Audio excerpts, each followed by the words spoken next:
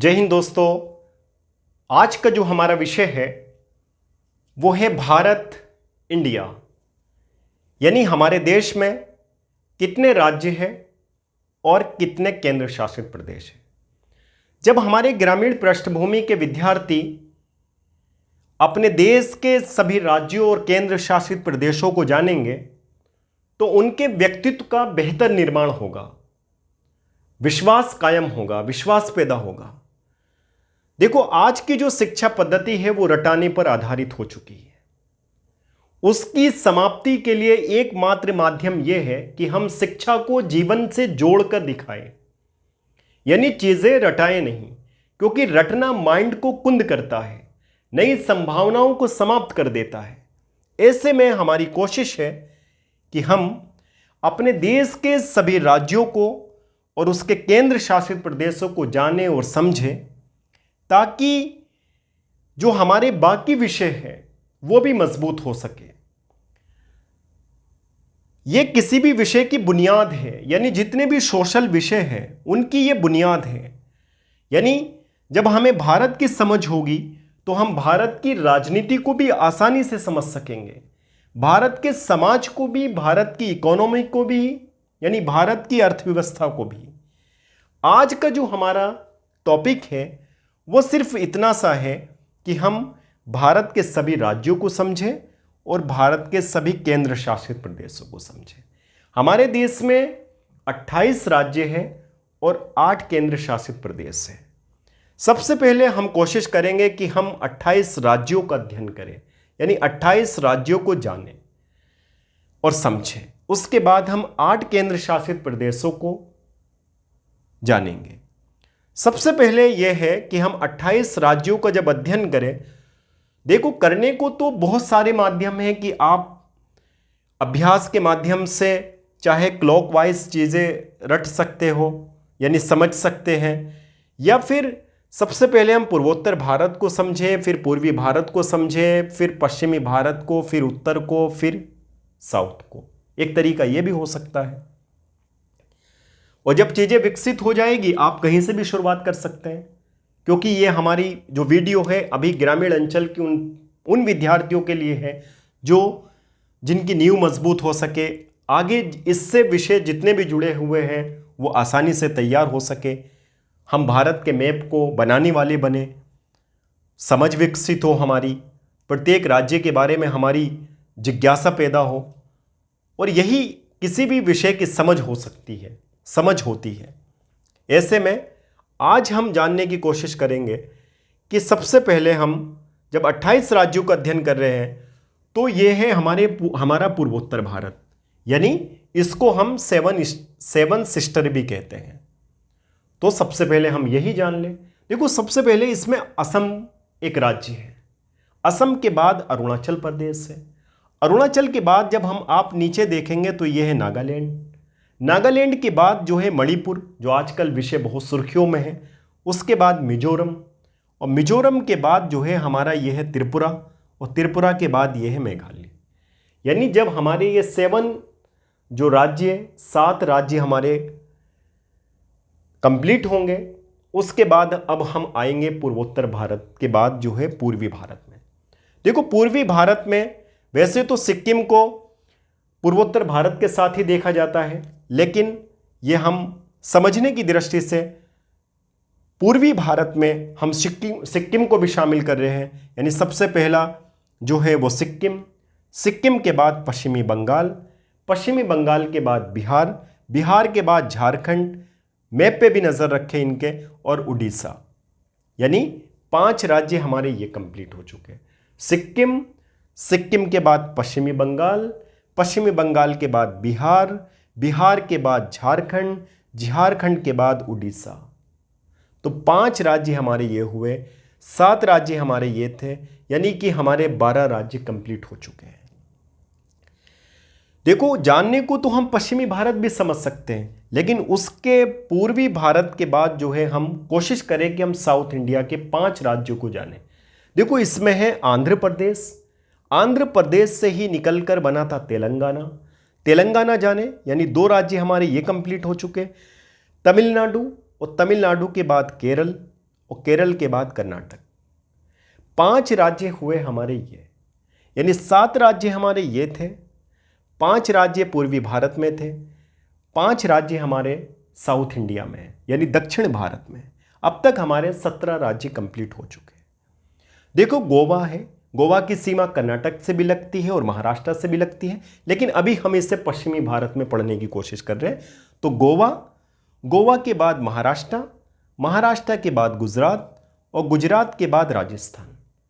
4 राज्य हमारे ये हुए, यानी 17 और 4 21 राज्य, यानी 21 स्टेट्स हमारे कंप्लीट हो चुके हैं। 7 राज्य हमारे पूर्वोत्तर भारत में, 5 राज्य पूर्वी भारत में, 5 राज्य हमारे साउथ इंडिया में, 4 राज्य हमारे पश्चिमी भारत में। 21 राज्य हमारे कंप्लीट हो चुके हैं। देखो अब आते हैं हम उत्तर भारत में। देखो जो हमारा जम्मू कश्मीर था वो एक पहले राज्य था, लेकिन उसको 2 भागों में बांटकर केंद्र शासित प्रदेश बना दिया गया, यानी लद्दाख और जम्मू कश्मीर। तो अभी हम उन्हें राज्यों में नहीं गिनेंगे, वो हमारे केंद्र शासित प्रदेश है। तो इसलिए हम उत्तर भारत में हिमाचल प्रदेश, उत्तराखंड, पंजाब और हरियाणा और उत्तर प्रदेश, 5 राज्य हमारे ये कंप्लीट हो चुके हैं। यानी आप चाहे तो पंजाब से, पंजाब और हरियाणा, हिमाचल प्रदेश, उत्तराखंड और उत्तर प्रदेश। अब तक हमारे 21 और 5 26 राज्य कंप्लीट हो चुके हैं। 26 के बाद जब आप देखेंगे बहुत शानदार तरीके से मध्य प्रदेश का नक्शा, यानी भारत के सेंटर में जो स्थापित है, और मध्य प्रदेश से निकलकर ही बना था छत्तीसगढ़। 2 राज्य हमारे ये कंप्लीट हो चुके। तो टोटल हमारे 28 राज्य हैं। एक बार फिर से रिवीजन करें, 7 राज्य हमारे ये, 5 राज्य पूर्वी भारत में, 5 राज्य हमारे दक्षिण भारत में, 4 राज्य हमारे पश्चिमी भारत में, 5 राज्य हमारे उत्तरी भारत में और 2 राज्य हमारे सेंटर में, यानी कि हमारे 28 राज्य कंप्लीट हो चुके हैं। 28 राज्यों के बाद जानने की कोशिश करें कि हम जो भारत के केंद्र शासित प्रदेश हैं, यानी वर्तमान समय में 8 हैं। तो 8 राज्य, आप नाम, जैसे हमसे कोई पूछे कि 8 केंद्र शासित प्रदेशों के नाम बताएं, तो अक्सर तो बहुत सारे विद्यार्थी भूल जाते हैं। देखो भूलना नहीं है, बल्कि इनको समझना है। समझने का तरीका ये हो सकता है कि सबसे पहले हम अपने देश की जो हमारे देश का जो मेन पिलर है, यानी कि दिल्ली को हम देखें। दिल्ली हमारा एक केंद्र शासित प्रदेश है, जिसकी खुद एक विधानसभा है, उसकी अलग अलग विषय हैं बहुत सारे, उसके अलग बात करेंगे। तो दिल्ली के बाद चंडीगढ़ बता दें, चंडीगढ़ के बाद जम्मू कश्मीर और लद्दाख, ये तो अभी बने हैं, और उसके बाद पुडुचेरी, पांडिचेरी नाम था इसका पहले, और एक है दादरा और नगर हवेली, दमन और दीव, यानी 6 हो चुके कंप्लीट, और एक बताए अंडमान और निकोबार द्वीप समूह, और एक लक्षद्वीप, यानी कि 8 हमारे केंद्र शासित प्रदेश हुए। यानी 28 राज्य और 8 केंद्र शासित प्रदेश हमारे देश में है। वर्तमान समय में बहुत सारे राज्यों की अलग अलग मांग हो रही है, वो आगे विषय होंगे। तो आज सिर्फ बेसिक वीडियो ये है कि हम भारत के सभी 28 राज्यों को समझें और उसके केंद्र शासित प्रदेशों को समझें। तो देखो, जब इसका अभ्यास होगा, एक व्यक्तित्व का विकास होगा और मजबूती आएगी। ये नहीं समझना होगा, यानी कि ये नहीं होगा कि मणिपुर कहाँ है, मिजोरम कहाँ है, ये दिक्कत खत्म हो जाएगी। एक तमाम विषयों की अलग अलग समझ होगी जब हम अखबारों में पढ़ेंगे, न्यूज़पेपर में अलग अलग न्यूज़ देखेंगे।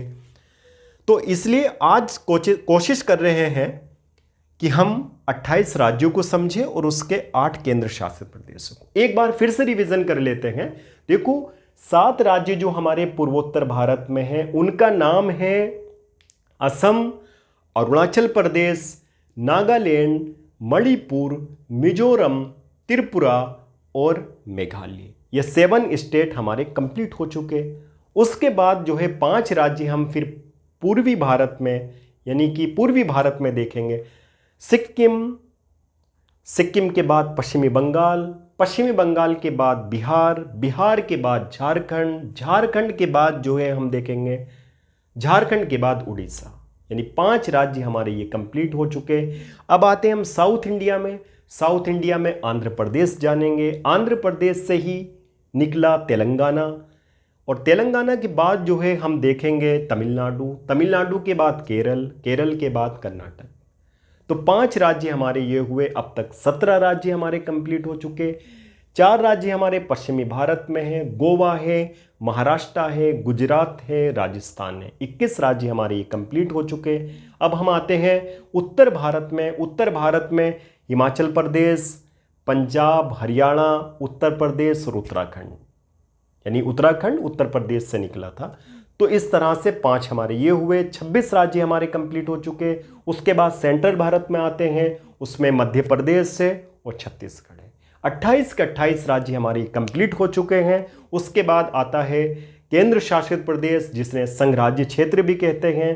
तो सबसे पहले आप याद करने की दृष्टि से, समझने की दृष्टि से, सबसे दिल्ली, दिल्ली के बाद चंडीगढ़, चंडीगढ़ के बाद लद्दाख, जम्मू कश्मीर। 4 ये कंप्लीट हो चुके। 4 के बाद फिर आते हैं पुडुचेरी, पुडुचेरी के बाद दादरा और नगर हवेली, दमन और दीव। 1 केंद्र शासित प्रदेश है। पहले 2 थे, ये 2 को मिलाकर 1 बनाया गया। तो अब तक 6 राज्य, 6 केंद्र शासित प्रदेश हमारे कंप्लीट हो गए। और उसके बाद हमारा अंडमान और निकोबार द्वीप समूह और लक्षद्वीप। इस तरह से हमारे 8 केंद्र शासित प्रदेश कंप्लीट हुए और हमारे 28 राज्य हुए। देखो, जब इन राज्यों की समझ होगी तो हमें यह समझ होगी। कोई हमसे यह भी पूछ सकता है कि छत्तीसगढ़ से लगने वाली राज्यों की सीमाएं कौन कौन सी है। तो देखो, मान लीजिए हम नक्सल का विषय उठा रहे हैं और हमको नहीं पता कि छत्तीसगढ़ से कौन कौन से राज्य लगते हैं। कोई यह भी पूछ सकता है कि क्या छत्तीसगढ़ से बिहार राज्य लगता है। ये देखने का विषय है, ये समझने की दृष्टि है। मान लीजिए कोई पूछ सकता है कि पूर्वोत्तर भारत का कोई ऐसा राज्य बताइए जिससे सिर्फ एक ही राज्य की सीमा छूती है, टच करती है, वो भी बताने की कोशिश करेंगे। तो धीरे धीरे हमें सभी राज्यों के क्षेत्रफल भी समझ होगी, सभी राज्यों की जनसंख्या की समझ होगी, किस राज्य में कितनी लोकसभा सीटें इतनी उसकी समझ होगी, किस राज्य की कितनी इकोनॉमी है उसकी समझ होगी। उत्तर भारत के राज्यों का दक्षिण भारत के साथ तुलनात्मक अध्ययन होगा, पश्चिमी भारत के राज्यों के साथ पूर्वी भारत के राज्यों की तुलनात्मक अध्ययन होगा।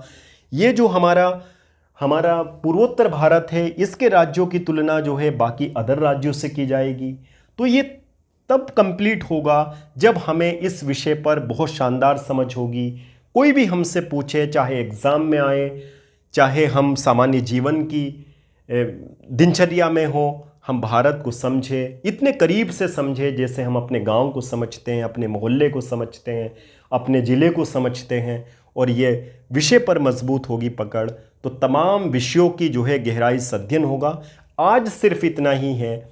और साथ साथ में हम ये भी समझेंगे ये कि महाराष्ट्र और गुजरात से पहले इनका क्या नाम था, ये समझ विकसित होगी।